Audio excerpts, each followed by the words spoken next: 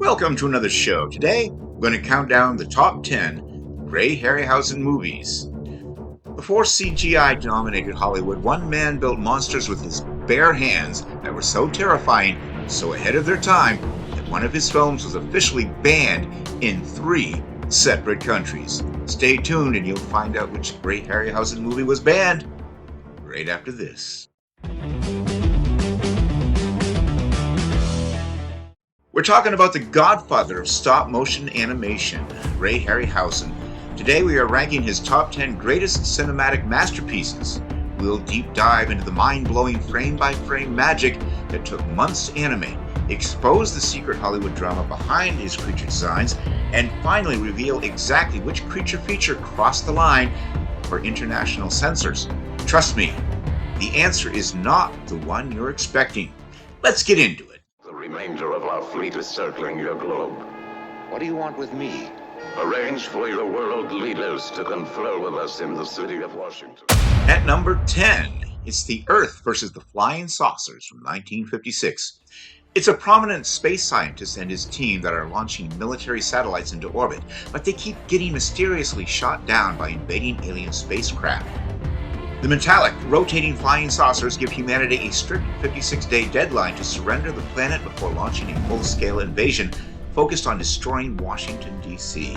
Harryhausen didn't just animate living creatures, he animated destruction. The climax features saucers crashing straight into the Washington Monument, the U.S. Capitol. Harryhausen painstakingly animated hundreds of tiny individual plaster brick miniatures tumbling through the air frame by frame to give the alien weapon strikes a massive sense of real-world scale and impact. To create the distinct, eerie, warbling sound of the rotating alien spaceships, the audio department recorded the sound of a standard sewage pump and played the audio track completely in reverse. The iconic design of the spinning silver saucers and the scene of them crashing directly into major government monuments heavily inspired Tim Burton's 1996 parody film, Mars Attacks. And you can watch this movie for free on Tubi or YouTube. You could also rent or buy it. It's available for $3.99 on Apple TV and Google Play. Aren't we able to do anything to save ourselves? There's nothing that can be done. The number 9 film is Mysterious Island from 1961. During the chaotic days of the American Civil War, a small group of Union soldiers escape a Confederate prison camp by stealing a giant hot air balloon. A massive storm blows them thousands of miles away, crashing them onto an uncharted Pacific island. They quickly realize the island is populated by giant radioactive insects, giant crabs, and the legendary Captain Nemo himself. For the iconic giant crab battle, Harryhausen didn't build a model from scratch. Instead, he bought a real, freshly caught crab from a local London fish market, cleaned out the interior shell, and carefully fitted a custom metal animation armature right inside the real shell to bring it to life on camera. After filming wrapped on the grueling stop-motion sequence, the animation crew reportedly celebrated by boiling and eating the remains of the actual crab model used on set. Now let's look at the giant chicken. The movie features a prehistoric bird monster that looks exactly like a massive, terrifying, angry, overgrown chicken. Now where can you watch this? It can be seen for free on Tubi or YouTube, or you could rent or buy it for $3.99 on Amazon Prime Video and Apple TV. Introducing the fabulous Raquel Welch as Loanna the Fair One. John Richardson as Tumac. The number 8 film on our list is 1 Million Years BC from 1966. A rugged caveman named Chernak is brutally banished from his aggressive volcanic rock tribe. He wanders into a coastal paradise and gets adopted by the much more civilized Shell tribe, falling for a woman named Luana. The 2 star-crossed primitives are forced to survive a hostile and teeming with massive, violently territorial dinosaurs. The absolute highlight of the film is a brutal frame-by-frame fight between a Triceratops and a Ceratosaurus. Harryhausen masterfully animated the animals to display realistic weight, making them realistically stumble, lean heavily into their horn strikes. To help save a bit of time and production money, Harryhausen skipped animating a few monsters and instead used a real live-action green iguana filmed on a miniature set to play a giant dinosaur. The characters in the movie do not speak a single word of modern English. The entire script consists of grunts, pointing, and emotional yelling. This film is a bit harder to track down digitally and is currently unavailable on major US subscription platforms, though it occasionally rotates into standard broadcast schedules. Oh, Joe! Joe! See the most fantastic relationship between beast and beauty. A mere girl mastering a primitive giant. At number 7 is Mighty Joe Young from 1949.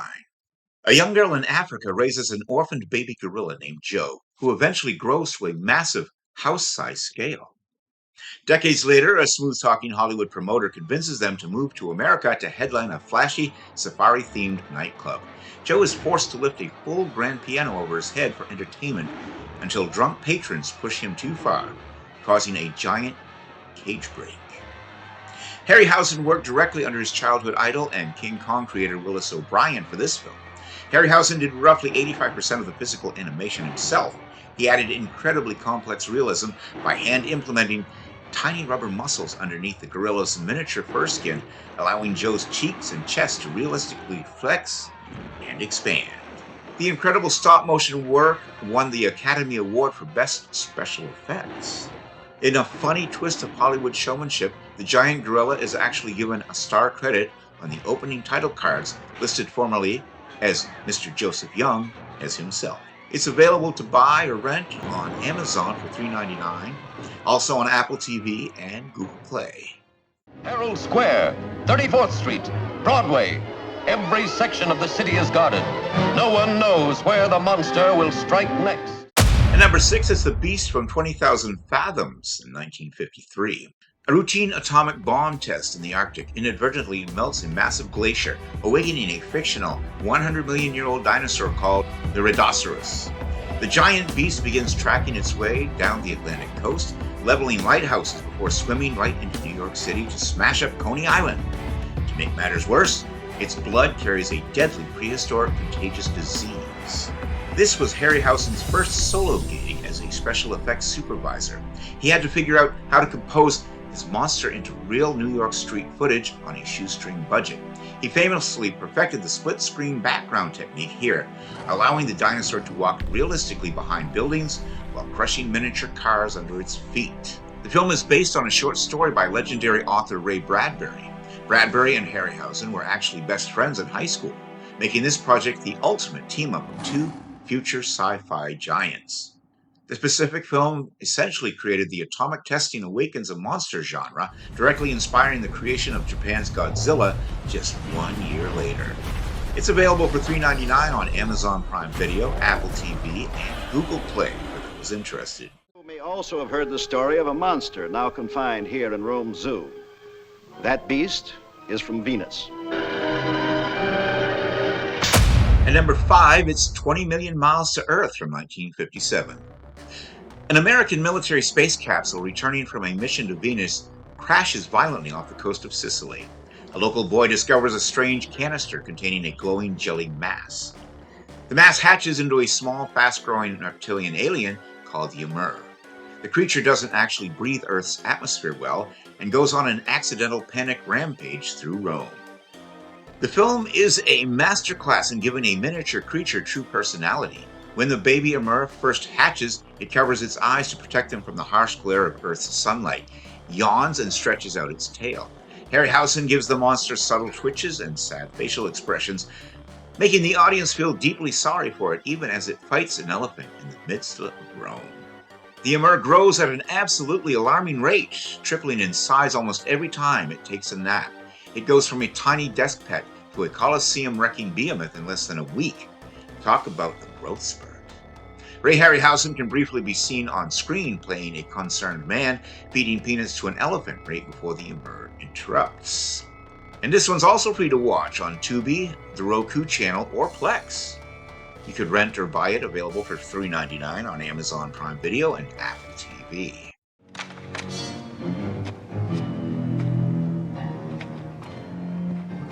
To the death. To the death. The number 4 film on our list is The Golden Voyage of Sinbad from 1973.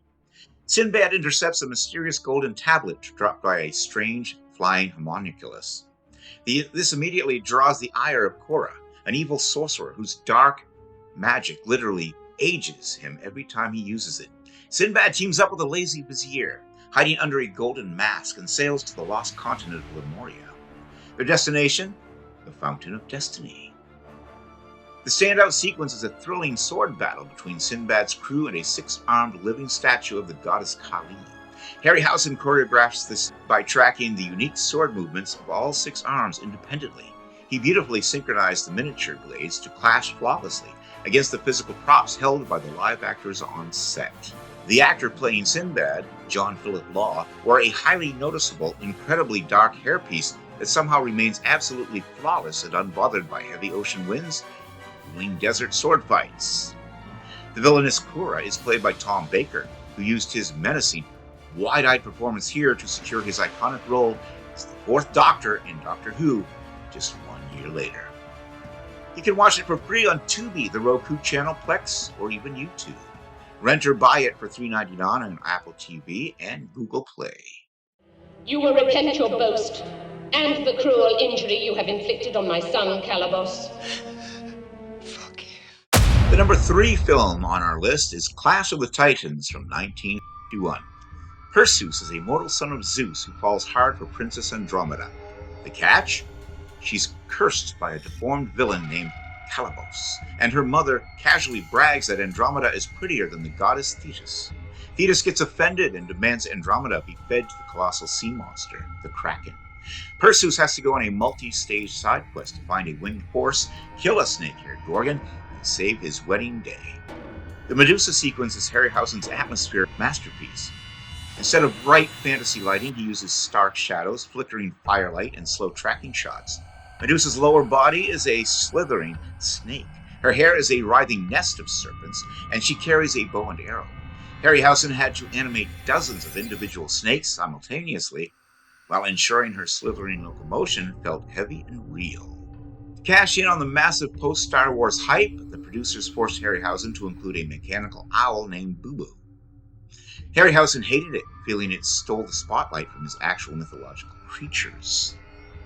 This was the final film produced by the legendary team of Ray Harryhausen and Charles H. Schneer. It marked the end of the golden age of classical stop motion before computer graphics took over Hollywood.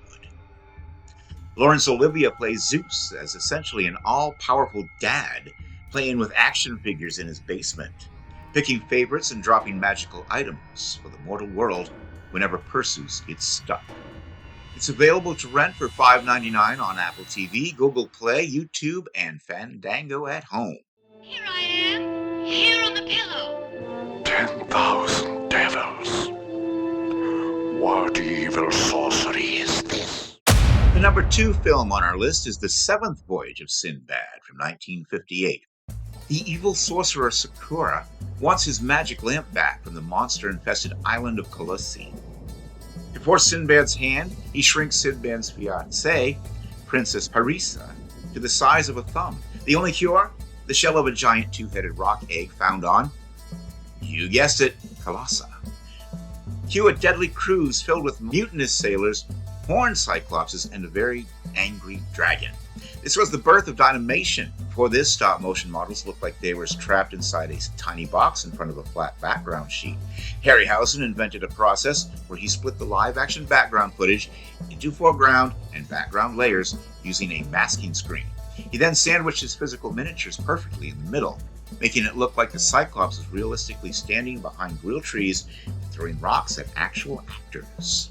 In Harryhausen's follow-up Atomic Creature feature, It Came From Beneath the Sea, he was running so low on funding that he only gave his giant octopus 6 tentacles instead of 8. He just hoped audiences wouldn't count them during the chaos. The finale features a Cyclops fighting a dragon. It is pure, unfiltered monster mash logic that heavily inspires a generation of filmmakers, including George Lucas and Peter Jackson. In 2008, it was officially selected for preservation in the U.S. National Film Registry. Not bad for a movie about a thumb-sized princess. It's free to watch on the Roku channel, Tubi, or YouTube. You could rent or buy it for $3.99 on Amazon Prime Video, Apple TV, and Fandango at home. Does the Golden Fleece exist? And if so, where is it? That's 2 questions. And I shall help him with only one answer. Search in the land of Carcass. And the number one movie on our list? What else could it be? Jason and the Argonauts from 1963. Jason wants his rightful throne. King Pelias says, "Sure thing, buddy. Just go fetch me that glowing magical golden fleece from the edge of the world first." It's a total trap.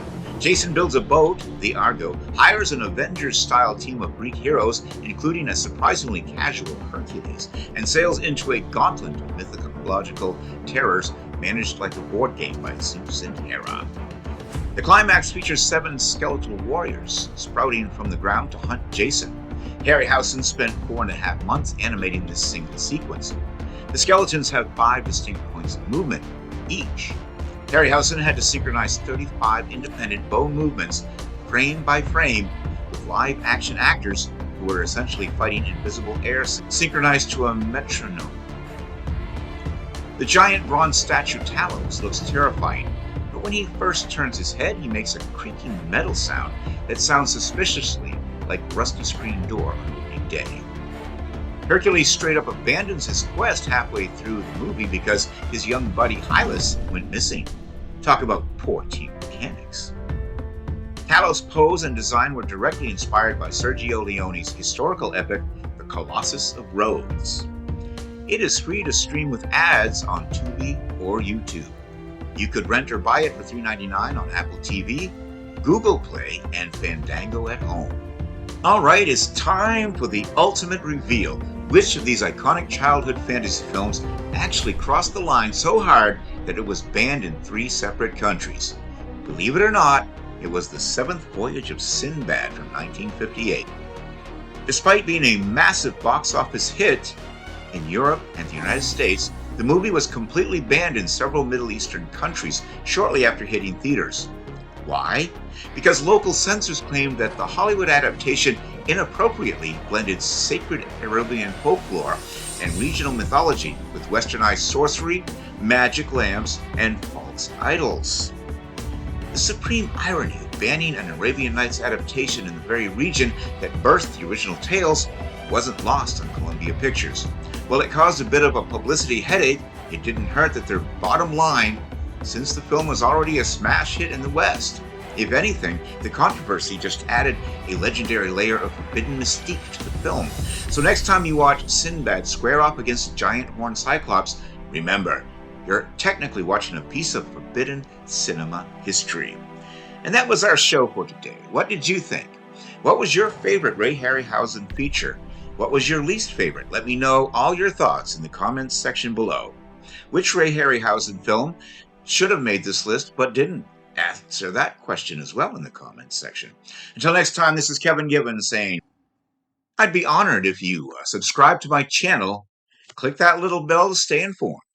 Check out the Carl Vincent Vampire Hunter franchise also in the comments section. Until next time, live long and prosper. May the force be with you and keep reaching for the stars.